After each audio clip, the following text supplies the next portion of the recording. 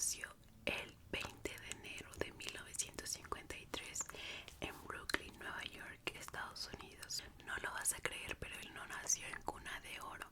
De hecho, viene de una familia muy humilde y trabajadora.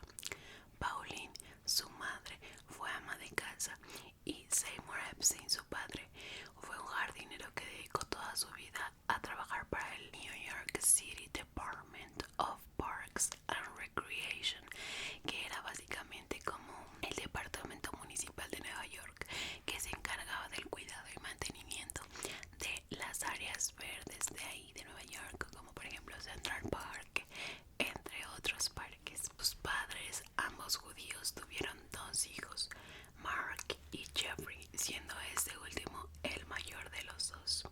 Desde pequeño asistió a escuelas públicas, pero esto no le impidió destacar, ya que se decía que era muy inteligente. De hecho, aprendió a tocar el piano a los 5 años de edad y se graduó de la Lafayette High School a los 16 años, o sea, lo que para nosotros vendría siendo como la preparatoria. Entonces quiere decir que lo acabó 2 años de lo que en promedio una persona normal se tarda en graduarse. En ese mismo año, con tan solo 16 años de edad, se inscribe en el Courant Institute of Mathematical Science en la Universidad de Nueva York para estudiar la carrera de física. Pero como sabemos, en la vida no siempre ser inteligente es sinónimo de ser aplicado en la escuela. Se dice que su misma inteligencia hacía que se aburrieran sus clases, ya que veían cosas que él ya sabía. Y entonces, tan solo 2 años después de haber entrado, decide abandonar la universidad, obviamente sin llegar a graduarse. Aún con esto, en 1974 logra conseguir un empleo como profesor de matemáticas y física en la Dalton School, una escuela súper prestigiosa de Nueva York. ¿Estás de acuerdo que si era una escuela súper prestigiosa, obviamente tenías que estar titulado para dar clases ahí? Entonces, ¿cómo lo consigues si no estaba graduado?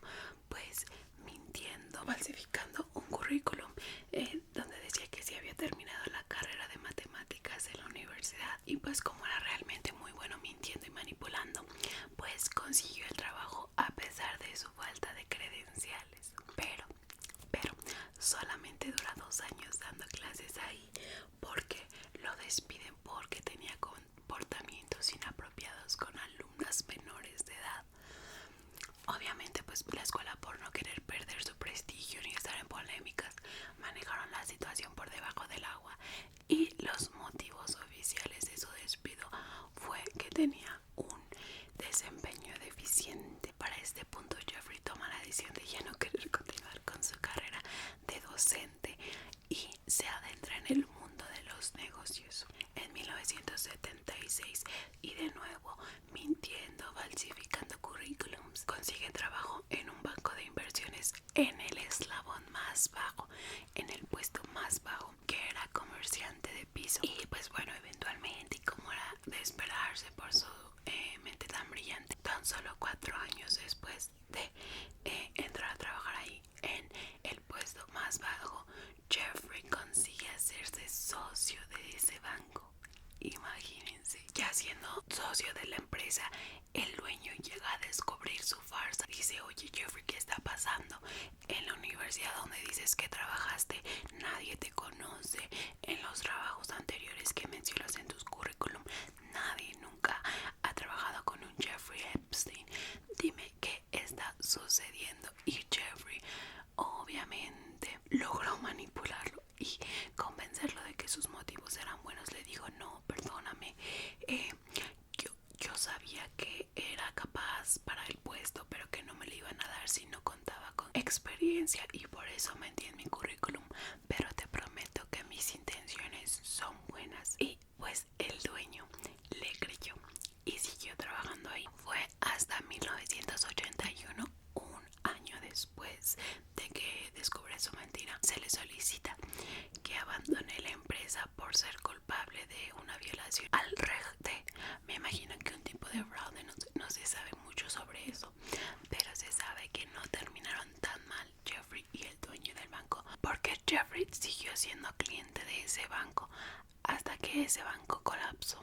Hasta que cerró sus puertas, Jeffrey seguía teniendo su dinero en ese banco. Entonces, en ese mismo año, Epstein decide abrir su propia empresa de consultoría llamada Intercontinental Assets Group Inc., que básicamente consistía en ayudar a sus clientes a recuperar el dinero que habían perdido por estafas hechas por corredores o por abogados fraudulentos. Epstein describía su trabajo de ese momento como un cazarrecompensas de alto nivel, y se podría decir que sí, porque ayudaba a personas a recuperar sus fondos malversados, ayudaba a gente que había malversado fondos como para pagar todo eso, y obviamente pues eran personas súper poderosas y adineradas. Trabajaba también como consultor de gobiernos, e incluso él decía, pero esto nunca se pudo confirmar si era cierto, que incluso él era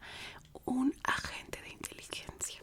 Eso no se puede confirmar, pero pues bueno, obviamente con todos estos trabajitos pues él se llevaba sus buenas comisiones recuperando sus dineros, y se puede decir que aquí inició su gran fortuna. En 1987, Steven Hoffenberg contrató a Epstein como consultor financiero de Towers Financial. Y bueno, sin adentrarnos mucho aquí en este tema, entre los dos hicieron una de las más grandes estafas que se han visto en Estados Unidos. Mediante un esquema Ponzi, hicieron perder a sus inversores más de 450 millones. Obviamente la policía dio con Steven Hoffenberg y él pasó 20 años en prisión. Le dieron 20 años de cárcel y Jeffrey salió bien librado. A él le dieron 0 años. A él ni siquiera se le vinculó ni se le relacionó con el caso. En la actualidad, Steven Hoffenberg ya salió de prisión y se le han hecho entrevistas y le preguntan por qué no incriminaste también a Jeffrey si era tu cómplice, si él te ayudó. Y pues él dice que no, que Jeffrey lo manipuló, jugó con su mente, llegó a visitarlo a la cárcel y le dijo, ¿sabes qué? Yo soy una persona súper poderosa y conozco a gente súper importante, súper peligrosa, y yo te recomiendo que no hables con la policía porque es más, ni te van a creer si te contara que yo soy un agente de inteligencia y trabajé con ellos en este caso para que te arrestáramos. O sea, todo lo que yo hice contigo la policía lo sabe porque yo era un agente encubierto.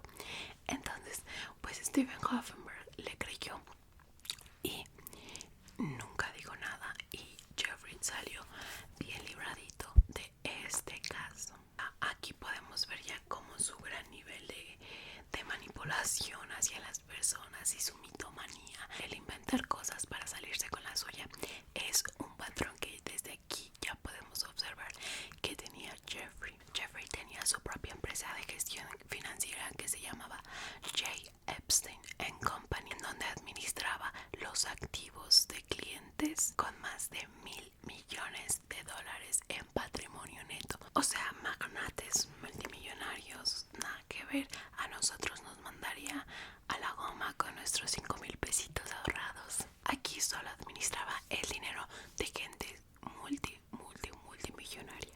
Aunque bueno, el único cliente millonario de Epstein que se conoció públicamente fue Leslie Wexner, presidente y director ejecutivo de L Brands y Victoria's Secret. Estos se conocieron en una fiesta a través de amigos en común, y un año después Wexner lo contrata como asesor financiero. Jeffrey supo ganarse su confianza tan bien que se convirtió en mano derecha de Wexner. Wexner le otorgó por completo el poder notarial de sus asuntos. Este poder le permitió a Epstein contratar personas, firmar cheques, pedir préstamos, cualquier cosa de este tipo legalmente en nombre de Leslie Wexner, incluso hasta contratar a las modelos de Victoria's Secret. Y se dice que llegaba a citar a modelos en departamentos con la excusa de que las iba a contratar como modelos para Victoria's Secret,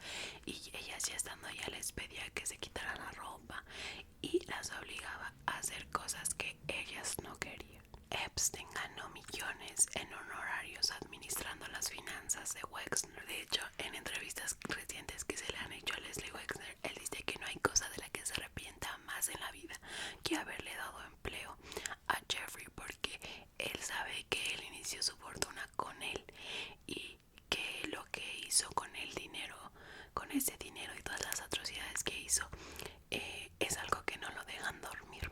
Aún con esto, en la actualidad no se sabe a ciencia cierta cómo es que él logró hacer tanto dinero, porque su patrimonio rondaba en los 630 millones de dólares. Tenía casas, mansiones, sus mansiones estaban valuadas en 10 millones de dólares. Tenía un jet privado, tenía un rancho en Nuevo México y tenía hasta una isla privada en las Islas Vírgenes, Estados Unidos. Ojo aquí, porque esta isla es muy polémica. Más adelante hablaremos de esta isla. Con respecto a su vida amorosa, Jeffrey tenía una relación con la ex socialite Ghislaine Maxwell, hija del multimillonario Robert Maxwell. Y pues bueno, a diferencia de Jeffrey, ella sí nació en cuna de oro. A pesar de que su padre fue duro con ella y la violentaba físicamente, ella siempre tuvo todo a manos llenas y todo lo que le pedía a su padre, él se lo daba. Un contraste de infancia con la de Jeffrey. Y ojo aquí, porque Ghislaine es pieza clave de esta historia, ya que, bueno, pues aparte de pareja sentimental, Ghislaine también era socia, mano derecha y cómplice de Jeffrey Epstein, ya que ella era la que lo ayudaba a reclutar a chicas menores de edad para que Jeffrey abusara sexualmente de ellas. Y pues bueno, una vez sabiendo todo esto, pues vamos a hablar sobre lo que nos interesa. ¿Qué fue lo que hizo Jeffrey Epstein? Es tan aterrador como lo cuentan. Básicamente, Ghislaine Maxwell y Jeffrey Epstein construyeron una red de tráfico sexual por más de 2 décadas y pagaban por sexo a niñas entre 12 y 18 años de edad. ¿Cuál era su modus operandi? Ghislaine buscaba a niñas en escuelas, entre más jóvenes mejor, según las palabras de Jeffrey, y las invitaba a su mansión para que le hicieran un masaje a un amigo que era Jeffrey y que ella les pagaría $300 por solamente un masaje.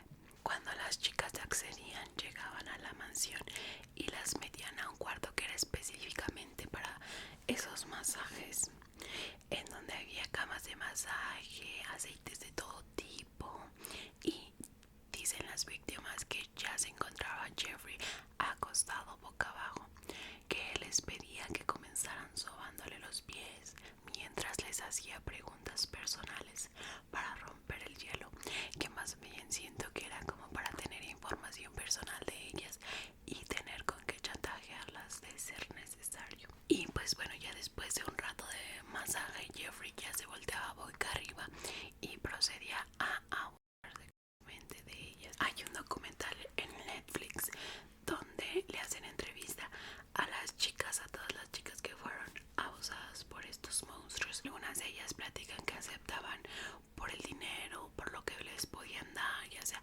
escuela, familia. Si tenías alguna carrera como de artista, pues te decían: voy a impulsar tu carrera para que seas la mejor de todas, y por eso aceptaban. Otras tantas se quedaban en shock, decían que no intentaban ni siquiera escapar porque sabían que eran personas muy poderosas desde el minuto 1 que entraron a la mansión, y pues el miedo las paralizaba y no hacían más nada. Y otras tantas y de plano no querían, y cuando Jeffrey quería empezar a abusar de ellas, ellas sí corrían, ellas sí pegaban, ellas sí pataleaban, ellas intentaban buscar una escapatoria, pero lamentablemente no la había. A estas últimas pues siempre las amenazaban de muerte y les decían que si contaban algo a sus familiares o a la policía, que ellos las iban a desvivir. Cuando Jeffrey terminaba de abusar de estas chicas, les hacía una propuesta que consistía en decirles: oye, ¿quieres seguir ganando dinero conmigo? Tú me traes a más amiguitas de tu escuela. Les voy a dar a todas tus amiguitas $300 por el masaje y te voy a dar a ti también esos $300 por conseguirme a las chicas. Entonces se fue haciendo una red muy grande. El perfil de chica que reclutaban era con algún tipo de carencia, ya fuera económica o sentimental, falta de dinero, falta de amor paternal, falta de influencias, lo que sea, que tuvieran una cierta vulnerabilidad para así ellos poder aprovecharse de eso y chantajearlas con eso, y ellas siguieran yendo y siguieran llevando a más jovencitas, y así construyeron su enorme pirámide sexual que mantuvieron durante años, donde abusaron de cientos de niñas. Pues de acuerdo con la policía, el movimiento de chicas era casi brutal. Se dice que Jeffrey llegaba a pedir hasta 3 niñas al día. Y bueno, digo abusaron en plural porque Ghislaine también abusó de estas chicas. Algunas han platicado en entrevistas que ella también abusaba de algunas chicas que le llegaban a gustar, y que incluso hacía orgías y tríos con Jeffrey cuando alguna de las chicas ya no quería seguir en eso y se quería salir. Ghislaine Maxwell personalmente les hablaba por teléfono a sus casas para amenazarlas y decirles que si contaban algo a la policía, que ella las iba a desvivir a ellas y a sus familiares. Les decía que las tenía vigiladas 24/7, así que no cometieran ninguna estupidez. Y sí, de hecho hay una chica que cuenta que cuando ella decidió salirse de todo eso, la llamaban diario y le decían: hoy te veías muy bonita con tu falda de camino al trabajo, como para hacerle saber que la estaban vigilando, y que incluso 10 años después de todo eso ella se cambió de casa a otro estado y Ghislaine le marca y le dice: está muy bonita tu casa, recuerda que te seguimos vigilando. O sea, tantos años después, tantas chicas, y ellos no perdían rastro de ninguna. La cosa empeoró para las chicas cuando ya no solo tenían que satisfacer las necesidades de Jeffrey y Ghislaine, sino ya también Jeffrey la sentía tan de su propiedad y tan de él que les decía: hablé con un amigo de Inglaterra y te voy a prestar, te vas a ir un mes con él y por favor quiero que te portes bien, quiero que hagas todo lo que él te pida, ¿ok? O sea, las prestaba a sus otros amigos como si fueran de su propiedad, y pues ya las obligaban a hacer lo que quisieran. Algunos amigos públicos que se sabía que tenía Jeffrey Epstein son Donald Trump, Bill Clinton, el príncipe Andrés de Inglaterra, Stephen Hawking, Bill Gates, Michael Jackson, entre otros, aunque eso no quiere decir que ellos hayan participado en esos actos ilícitos. Y bueno, ¿se acuerdan que les dije que hablaríamos de esa isla polémica? Pues bueno, vamos a hablar de ella. Jeffrey compró San Little James, una pequeña isla de aproximadamente 34 hectáreas, ubicada en las Islas Vírgenes en Estados Unidos. Y a esa isla se le conoce por muchos apodos, pero sobre todo como la isla del pecado o la isla de la pedofilia, pues durante muchos años Epstein transportaba hasta su isla a niñas menores de edad y las obligaba a realizar trabajo sexual no solo a él y a Ghislaine, sino también a los amigos de Jeffrey, que por cierto, las víctimas en la actualidad cuentan que era gente muy importante, políticos, gente de la realeza, actores y actrices de Hollywood, etc. La isla contaba con un embarcadero propio, ya que solo se podía ingresar a ella en barco o en jet privado. ¿Se acuerdan que les dije que Jeffrey tenía un jet privado? Pues bueno, a este jet privado se le conocía como el Lolita Express. Se le nombró así por la película Lolita, en donde un adulto seduce y enamora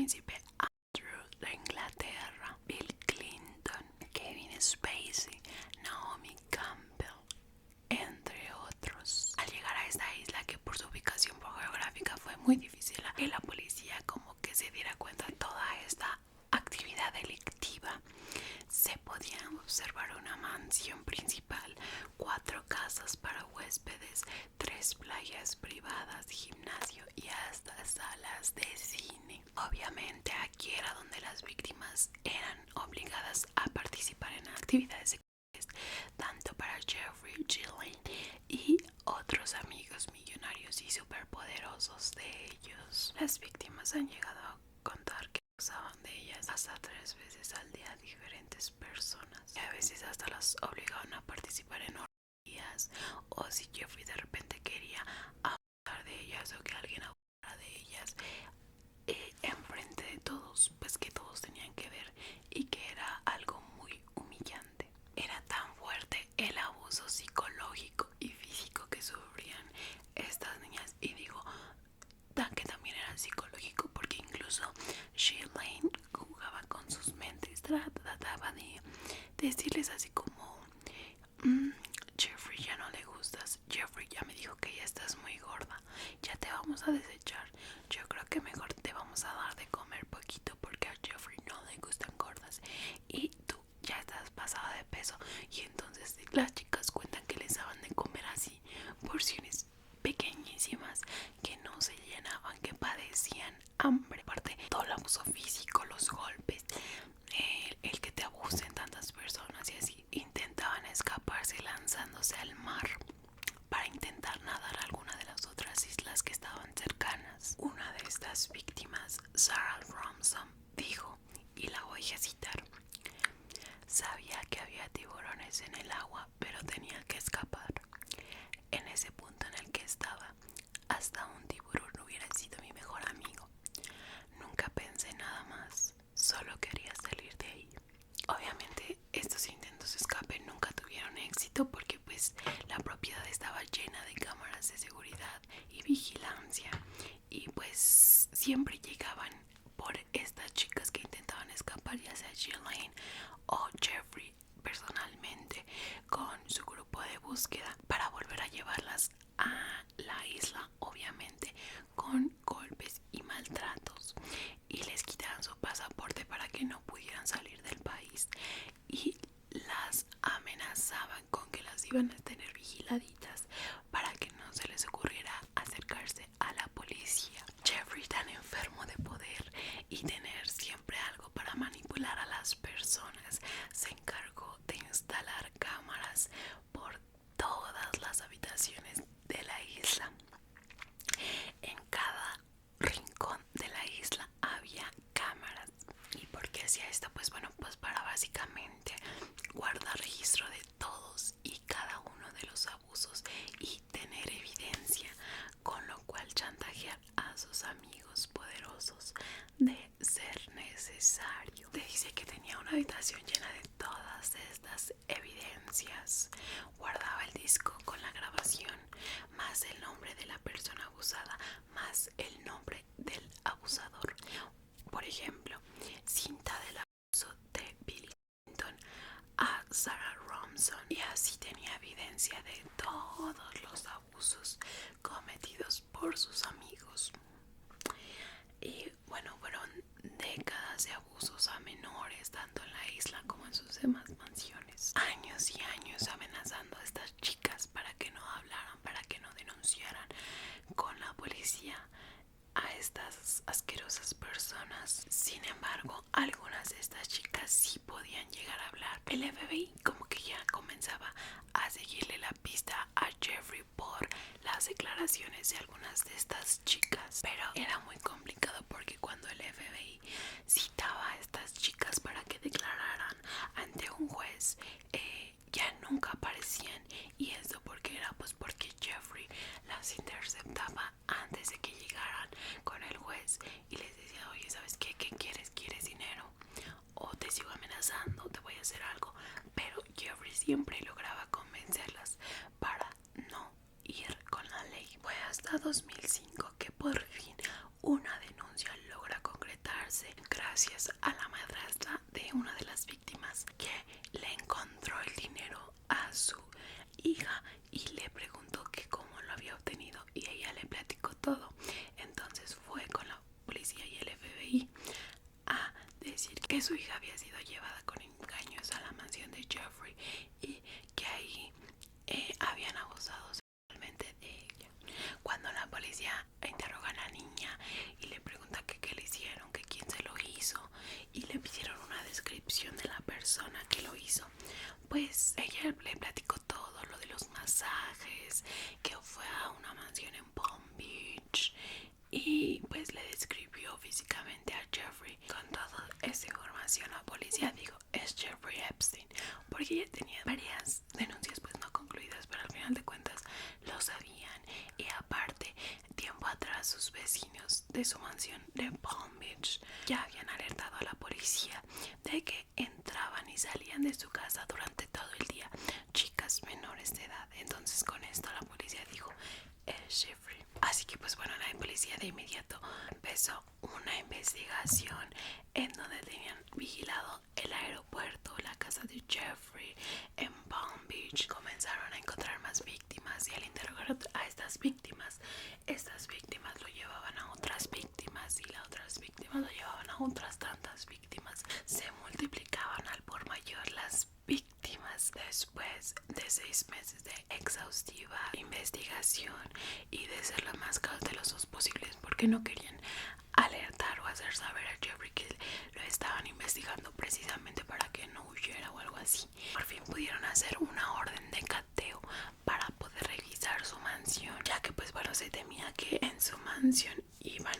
a encontrar múltiples evidencias que podían ayudar a declararlo culpable. Encontraron en la casa, pues bueno, los detectives encontraron fotos y pinturas de niñas desnudas por toda la casa, una sauna extraña, el famoso cuarto de masajes donde estaba la camilla y todo tipo de lubricantes y aceites, en su sala de cómputo donde tenía sus computadoras completamente vacías, sin nada de información. Ya toda la información había sido borrada. ¿Qué quiere decir esto? Pues que obviamente Jeffrey tenía gente infiltrada en la policía y le dieron el pitazo. Jeffrey, ya van para la casa, borra toda la evidencia que puedas. Bueno, para no hacer la historia muy larga, a pesar de todo esto, se pudo iniciar un juicio en contra de Jeffrey Epstein, en donde obviamente hubo muchas inconsistencias, muchas cosas turbias, mucha influencia de dinero, de contactos, mucha manipulación de información, sobornos, pero aún con todo esto se logró declararle culpable por los cargos de solicitar prostitución y tentar a prostitución a menores. Y todo esto gracias al FBI, porque entregó un informe de más de 50 hojas en donde se detallaban todos y cada uno de los crímenes de Jeffrey. Así que en 2008 le dan 18 meses de prisión. Pero no me vas a creer esto que te voy a contar y hasta te va a dar coraje como a mí me dio cuando investigué el caso. Este tipejo tenía tanto dinero y tantas influencias que obviamente gozó de unos privilegios en prisión que de verdad excedieron todos los límites. Su celda estaba siempre abierta, tenía una televisión enorme en su celda, tenía obviamente trato preferencial por todos los policías. Él de hecho no comía lo mismo que todos los reos. Él pedía su comida y se la llevaban calientita hasta su celda. Y lo más loco de todo esto es que él podía salir de la cárcel para trabajar. O sea, es decir, todo el día estaba en la calle trabajando y solo llegaba en la noche a la prisión a dormir. Es de locos, porque o sea, me está diciendo que entonces durante el día no podías seguir cometiendo tus crímenes. Obviamente que sí, o sea, ¿qué clase de prisión es esa donde el preso puede salir a trabajar? Obviamente él pudo seguir cometiendo esos crímenes en el día durante esos 16 meses de prisión, y obviamente siguió haciéndolo 10 años más, porque fue hasta 2018 que se reabrió el caso, porque pues imposible callarlo. Ya iban más de 200 mujeres que denunciaban a Jeffrey y a Ghislaine. Obviamente también yo siento que ya existía el poder de las redes sociales. Entonces no le quedó de otra al gobierno de Estados Unidos y al FBI que arrestarlo e iniciar un proceso en donde sería juzgado por todos los años de violaciones, sus sobornos, sus negocios ilícitos, por absolutamente todo. Arrestado el 6 de julio de 2018 en el aeropuerto de New Jersey por tráfico sexual. Esta vez se le negó la posibilidad de salir bajo fianza y pues ya no tenía los mismos privilegios que en la década anterior. Tan solo 2 semanas después de su arresto fue encontrado en su celda inconsciente con marcas en el cuello, así que de inmediato los policías lo llevaron a la enfermería de la prisión, pues era evidente que había intentado quitarse la vida. Cuando despertó él dijo que no se acordaba de absolutamente de nada, así que se llegó a pensar que tal vez su compañero de celda fue el que quiso quitarle la vida. Así que bueno, cuando vieron que estaba bien y deciden regresarlo a su celda, deciden que es mejor mantenerlo solo para que nadie le haga daño. Pero esta vez lo meten en una celda mucho más segura, más vigilada. De hecho, era una celda antisuicidios y cada 30 minutos tenían a un guardia vigilándolo. Tenían cámaras de vigilancia que estaban enfocadas en su celda, en su puerta. Y aún con todo esto, el 10 de agosto de 2019, Jeffrey Epstein fue encontrado sin vida en su celda por un supuesto suicidio, ya que se había colgado del techo con ayuda de sus sábanas. Y es aquí donde entran muchísimas teorías conspirativas. ¿Cómo fue posible que se desviviera si su celda era de máxima seguridad, era antisuicidio, si estaba en una cárcel de máxima seguridad, en donde de hecho había estado el Chapo Guzmán? Cada 30 minutos iban a vigilarlo y las cámaras que apuntaban hacia su habitación. O sea, como con todo esto es posible que alguien se pueda quitar la vida. Los reportes oficiales de la policía dijeron que los policías encargados de su vigilancia cada 30 minutos se habían quedado dormidos durante 3 horas, que los demás guardias estaban jugando con sus celulares y estaban haciendo compras por internet, y que las cámaras que apuntaban a su celda casualmente ese día dejaron de funcionar. Tampoco esperaron a que los peritos llegaran al lugar de los hechos, no. Lo que hicieron los policías fue luego cargarlo y llevarlo a que le hicieran la autopsia. Es muy raro, ¿no? Porque se sabe que nunca tienes que mover un cuerpo, que siempre tienes que esperar a que lleguen los peritos. En la autopsia se reveló que tenía un hueso del cuello roto, y varios expertos en este tema, peritos que de repente comentan este tipo de casos, dicen que eso está muy raro, que es muy difícil que se le haya roto el cuello con las cobijas. Hay muchas especulaciones en torno a este caso. Ya como podemos ver, hubieron demasiadas inconsistencias. Se ha llegado a pensar que tal vez él no lo hizo, sino que lo mandaron a callar, porque recordemos que la policía siempre te ofrece pactos o te ofrece reducir tu condena si hablas y das información de gente que esté involucrada contigo y así. Entonces recordemos que él tenía muchísimas cintas de gente muy poderosa abusando de menores. Entonces se dice que ellos, espantados porque Jeffrey en su juicio o para reducir su condena hablara sobre ellos y diera estas cintas, pues lo mandaron a desvivir. Y pues bueno, tenemos a la famosísima lista de Epstein, la que todo el mundo habla, la lista negra de Epstein. ¿Qué era esta lista? Pues bueno, esta lista era una libreta negra en donde Ghislaine Maxwell apuntaba a todas y cada una de las personas con las que ella y Jeffrey tenían contactos, eran amigos o tenían algún tipo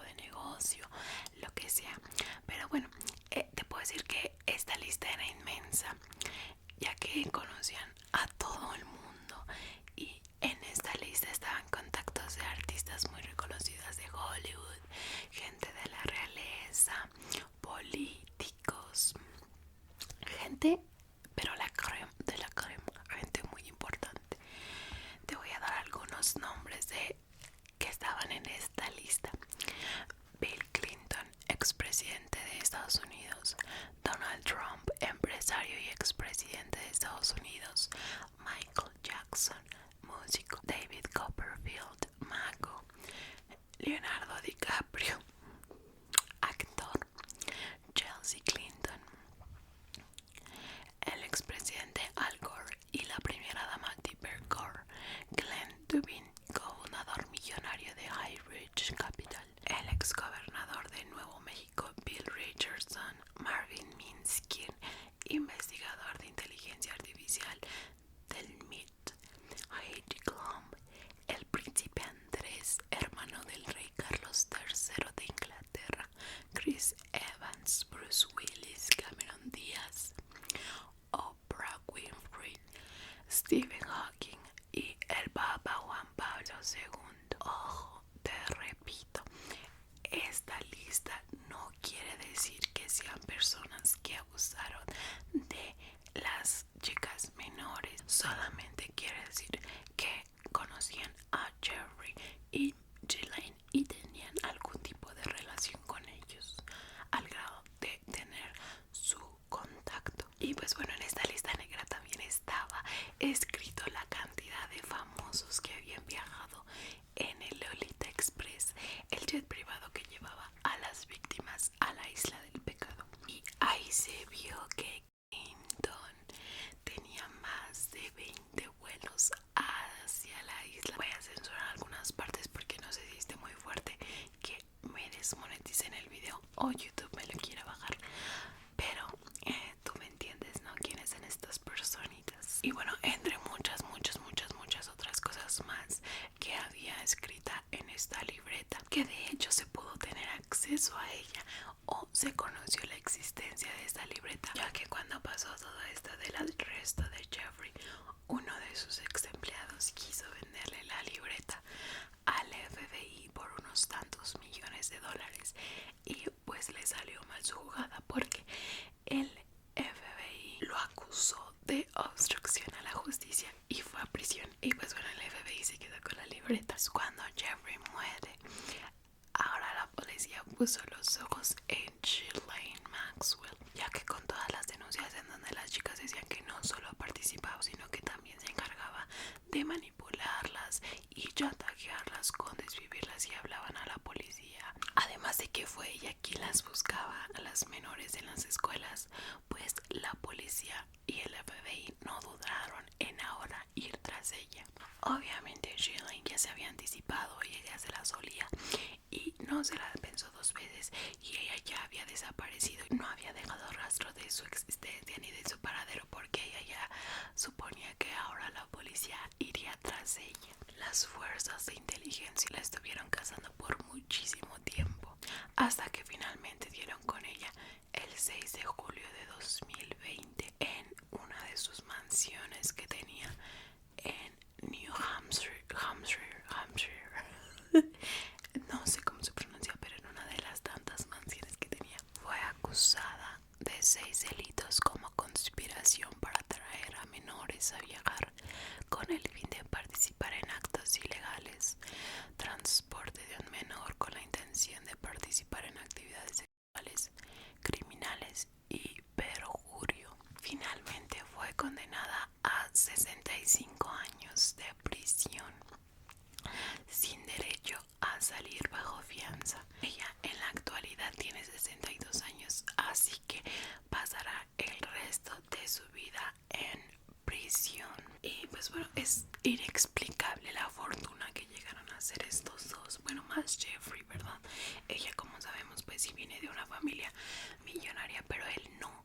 Y con todo eso hizo una fortuna enorme, que lo más seguro es que toda su fortuna viene del trabajo de menores de edad. La mansión de Jeffrey en Florida fue demolida en 2021 y sus demás propiedades están confiscadas por la policía de Estados Unidos. Little Saint James, la isla del pecado, estuvo abandonada por muchos años, pero ya en 2023, el año pasado, fue comprada por un multimillonario en 60 millones de dólares. Planean desarrollar un resort de lujo, marcando el final de una era marcada por la infamia y los crímenes de Epstein. En esta isla, antes conocida como la isla de la pedofilia. Por su parte, el jet privado mejor conocido como Lolita Express estuvo muchos años abandonado, ya que al saber quién era su dueño anterior y todo lo que pasaba ahí, nadie quería comprarlo, así que mejor está programado para ser desmantelado y desguazado. Y con respecto a la millonaria fortuna que tenía, muchas de las víctimas están luchando para que se les dé una parte de la fortuna de Jeffrey como un tipo de compensación por los años de abusos y maltratos que vivieron con él. Pero esto ha sido muy controversial, ya que se ha comprobado que hay personas que están mintiendo. Han salido muchas víctimas falsas para llevarse parte de la fortuna. Y pues bueno, esto ha sido todo por el video de hoy. Si te gustó, ya sabes que me ayudas mucho dándole like, comentando y suscribiéndote al canal. Puedes dejarme en los comentarios de qué otros casos te gustaría que hablar. Te amo mucho y nos vemos en el